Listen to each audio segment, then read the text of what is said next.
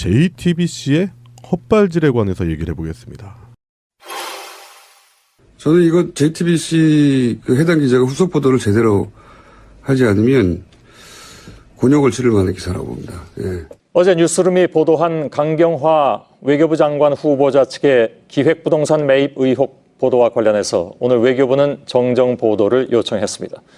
외교부는 두 딸 명의의 거제 땅과 주택은 후보자의 배우자가 노후 생활을 위해서 구입한 것으로 투기 목적은 없었으며 실제 거주하고 있다고 전해왔습니다. 동시에 이 보도에 대한 시청자 여러분의 의문도 많이 제기가 돼서 오늘 뉴스룸은 왜 이 같은 보도를 하게 됐는가를 말씀드리고 또한 저희들의 입장도 전해드리겠습니다. 거제도 땅은 강 후보자 딸 명의로 구입이 됐는데 이전에 땅 소유주 명의로 주택이 착공된 이후에 이루어졌습니다. 완공된 뒤에는 임야에서 대지로 지목이 변경됐습니다. 이 과정에서 값이 크게 올랐는데 땅이 쉽게 개발이 가능한 면적으로 쪼개져서 거래됐다는 점, 또 강 후보자 부부의 부동산이 서울에 이미 세 곳이 있는 상황에서 통상적인 경우는 아니라고 판단을 했습니다. 이 때문에 이 문제가 고위공직자에 대한 검증 차원에서 의혹 제기가 필요하다는 것이 저희들의 판단이기도 했습니다. 그러나 이미 지적받은 것처럼 기자가 현장에 있지 않았다는 점은 모든 기사는 기본적으로 현장에서 출발한다는 원칙에 충실하지 못한 것이었습니다. 등기부 등본과 현지 부동산 등을 상대로 한 확인은 사실에 미흡하거나 왜곡될 가능성도 있기 때문입니다. 또 기획부동산이란 용어를 썼는데 부동산 전문가들의 조언을 구한 것이긴 하지만 통상적으로 쓰는 의미와 달라서 혼동을 주었다는 지적이 나왔습니다. 이 점에 대해서도 시청자 여러분께 사과드립니다. 요즘 JTBC가 실수를 좀 많이 해요.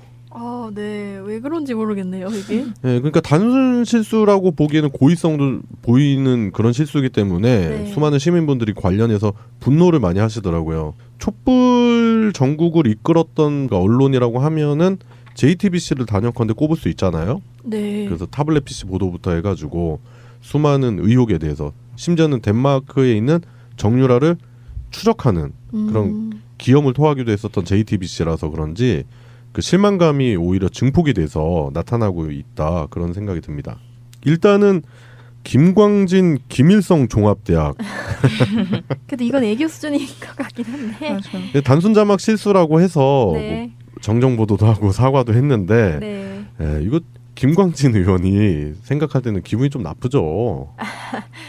좀 프로필 자체도 좀 특이해서 뭐 이렇게 헷갈렸을 수도 뭐 이기하겠다라고 생각은 했어요. 근데 뭐 악의는 없었겠지만 약간 허술했다. 김광진 의원이 제가 알기로는 순천에 있는 순천대학교 네. 사학과 출신으로 알고 있거든요. 그래서 사학 전공하고 그래서 역사적 지식도 많고 그래서 그 분야에 대해서 활동도 많이 하시는 분으로 알고 있는데 이제 이게 헷갈린 거래요. 김광진이라는 동명이인 때문에 네네. 기존에 있던 자막을 끌어오게 하다가 클릭 실수.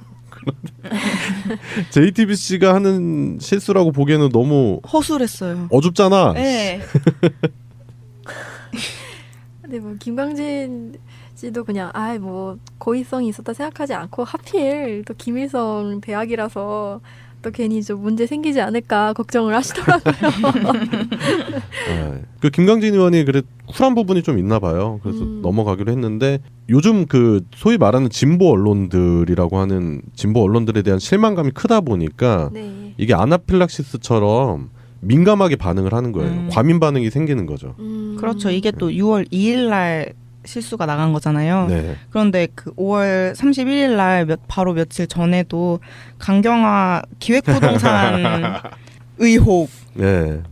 단독 취재 이런 거 나왔었잖아요. 네, 제가 이게 할 말이 많아서 저희 텔레그램 단톡방에도 여러 차례 글을 올리긴 했는데 일단은 그 기획부동산의 정황을 취재하기 위해서 취재원이 직접 내려간 게 아니라 다음 다음 로드뷰로 캡처했죠. 예, 대단하신 분들이에요.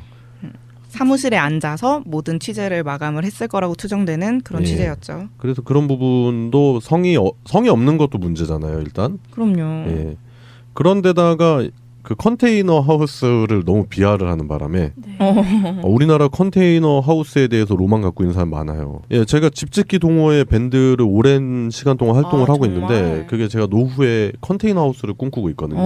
그래서 부지라든지 이런 거 정보 나오면 되게 민감해요. 컨테이너 하우스 요즘 트렌드도 이렇게 보고 하는데 JTBC가 그런 정보를 놓쳤을까? 이거는 뭔가 이미 자기가 어떤 결론을 만들어 놓고 취재를 시작했기 때문에 네. 이렇게밖에 갈 수 없었다는 얘기가 나올 수밖에 없는 건데요. 시야가 좁아지는 거죠. 네. 아, 어차피 이렇겠지라고 생각하고 음. 거기에 맞는 답을 찾아가는 과정이었을 뿐이라고 보는 거죠. 사람들이 모르겠지 이러면서 네. 컨테이너 하우스니까. 그런데 컨테이너 하우스가 생각하는 것만큼 뭐 허접한 그 과거의 무슨 단체 숙소라든지 아니면 임시 창고 그런 개념이 아닙니다. 이 컨테이너 하우스는 나날이 진보하고 있고 수많은 사람들이 컨테이너 하우스에 대한 로망을 가지고 있기 때문에 네. JTBC가 이렇게 정보를 놓치고 뭐 클릭 실수를 하고 이런 부분이 시민들이 봤을 땐 납득이 안 가는 거죠. 그러니까 그간의 위상이 있는데 네, 약간 다들 다른 건 안 믿어도 JTBC는 믿겠다 하는 사람들이 얼마나 많아요. 그럼요. 그리고 심지어 JTBC만 뭐 볼 수도 있지만 그 와중에 송석희 앵커에 대한 그 사람들의 신뢰가 엄청나잖아요. 예, 감사하고요. 그런데 그 바로 다음 날 6월 1일 날 사과를 한 것도 송석희라는 그런 이름에 기대어서 허술한 사과 아니었나. 그런 말씀들 많이 하시더라고요. 진실성 없는 사과 같았다. 영혼 네. 없다. 그래서 저는 이제 나름대로 손석희 사장을 변론해 준다고 원래 그 사람 말투가 그렇고 특별히 그렇게 말에 감정을 실지 않는 사람이니까 그러지 않겠냐고 하는데 내용도 납득이 안 가는 부분이 많다라는 여론도 있고 언론 네. 보도도 있네요.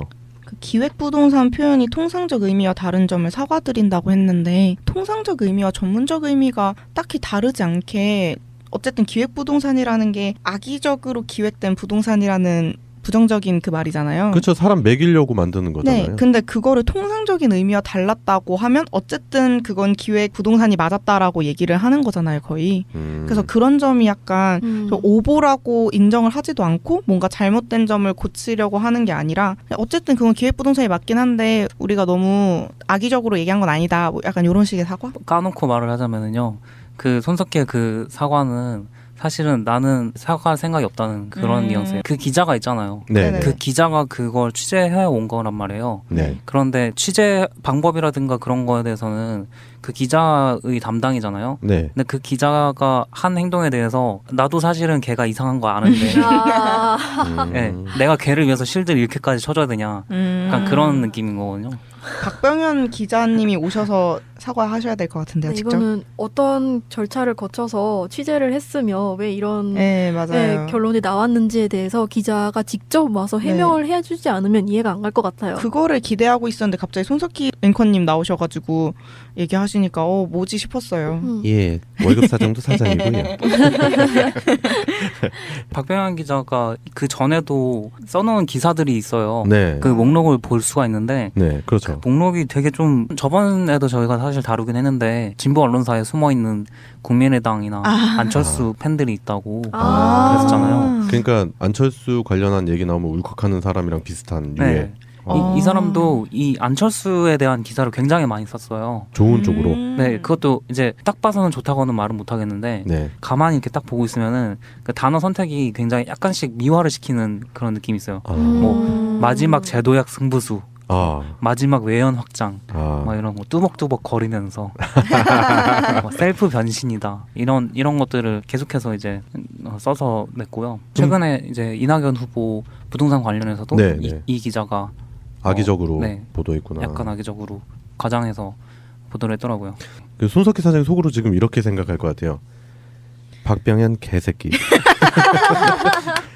예, 미꾸라지 한 마리가 물을 흐리고 있었습니다. 뭐 이러면서. 그렇다 하더라도 언론사 사주로서의 책임감 그런 부분 생각한다면 박병현 기자 그 사람 일개 기자일 뿐이고 자기 직원들을 컨트롤하지 못했다라고 생각을 한다면은 오너가 사과하는 거 맞잖아요. 그렇잖아요. 그렇죠. 네. 그런 부분 촛불 시민들이 이해를 할 수 없다. 그런 생각이 듭니다.